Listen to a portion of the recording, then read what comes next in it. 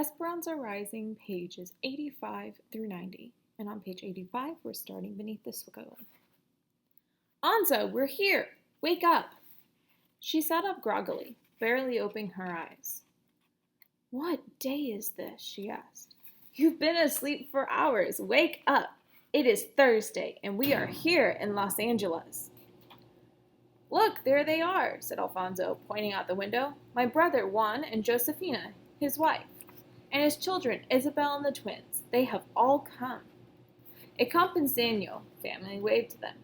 Juan and Josefina each held a baby about a year old in their arms. It was easy to see that the man was Alfonso's brother, even though he didn't have a mustache. Josefina was plump with a round face and a complexion that was fairer than Esperanza's. She was smiling and waving with her free hand. Next to her stood a girl about 8 years old, wearing a dress that was too big and shoes with no socks. Delicate and frail with big brown eyes, long braids, and skinny legs, she looked like a young deer. Esperanza couldn't help but think how she looked like the doll Papa had given her. There was much hugging among all the relatives. Alfonso said, Everyone, this is Senora Ortega and Esperanza. Alfonso, please call me Ramona. Yes, of course, Senora. My family feels like they know you because we have all written letters about you for years. Mama hugged Juan and Josefina and said thank you for all you have done for us already. Miguel teased his cousins, pulling her braids. Esperanza, this is Isabel. Isabel looked at Esperanza, her eyes wide with wonder. In a voice that was soft and whispery, she said, Were you really so very wealthy? Did you always get your way and have all the dolls and fancy dresses you wanted? Esperanza's mouth pressed into an irritated line.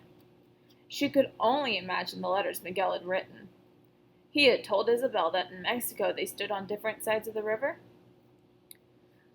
The truck is this way, said Juan. We have a long ride. Esperanza picked up her valise and followed Isabel's father. She looked around and was relieved to see that compared to the desert, Los Angeles had lush palms and green grass, and even though it was September, roses were still blooming in the flower beds.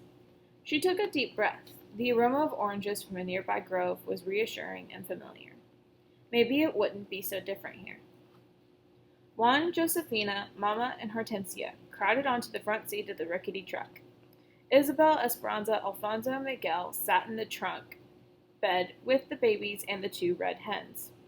The vehicle looked like it should be hauling animals instead of people, but Esperanza had said nothing to Mama. Besides, after so many days on the train, it felt good to stretch out her legs. The old jalopy rocked and swayed as it climbed out of the San Fernando Valley, weaving up through hills covered with dried-out shrubs. She sat with her back against the cab, and the hot wind whipped her hair loose. Alfonso tried a blanket across the wooden slats to make a canopy of shade. The babies, Lupe and Pepe, a girl and a boy, were dark-eyed cherubs, with thick mops of black hair.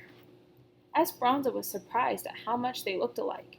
The only difference was the tiny gold earrings in Lupe's ears. Pepe crawled into Esperanza's lap and Lupe into Isabel's. When the baby fell asleep against Esperanza, his head slid down her arm, leaving a stream of perspiration. Is it always so hot here? She asked. My papa says it is the dry air that makes it so hot, and sometimes it is even hotter, said Isabel. But it is better than living in El Centro, because now we do not have to live in a tent. A tent? Last year we worked for another farm in El Centro in the Imperial Valley, not too far from the border. We were there during the melons. We lived in a tent with a dirt floor and had to carry water. We cooked outside, but then we moved north to Arvin. That's where we're going now. A big company owns the camp.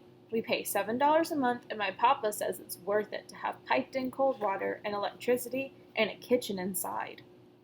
He says the farm is 6,000 acres. Isabel leaned toward Esperanza and grinned as if she were telling a big secret. And a school. Next week, I get to go to school, and I will learn to read. Can you read? Of course, said Esperanza. Will you go to school? Asked Isabel.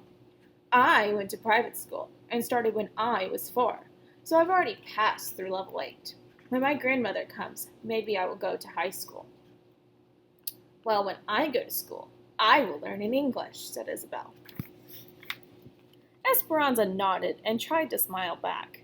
Isabel was so happy, she thought, about such little things. The brown barren mountains rose higher, and a red-tailed hawk seemed to follow them for miles. The truck rattled up a steep grade past sparse, dry canyons, and Esperanza's ears began to feel full and tight. How much longer? We will stop for lunch soon, said Isabel. They wove through the golden hills, softly sculpted with rounded tops, until one finally slowed the truck and turned down a side road. When they came to an area shaded by a single tree, they piled out of the truck, and Josefina spread a blanket on the ground, then unwrapped a bundle of burritos, avocados, and grapes. They sat in the shade and ate. Mama and Hortensia and Josefina chatted and watched the babies while Isabel lay down on the blanket between Alfonso and Juan. Soon she was asleep.